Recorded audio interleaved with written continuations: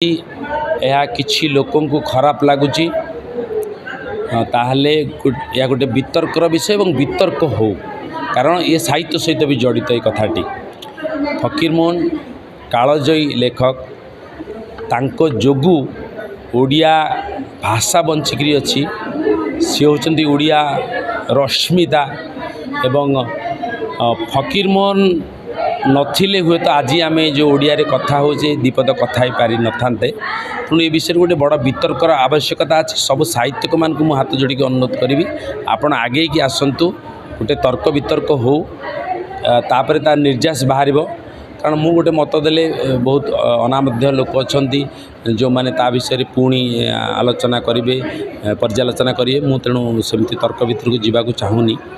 किंतु एति अधिकार अच्छी मु कहीपरि जे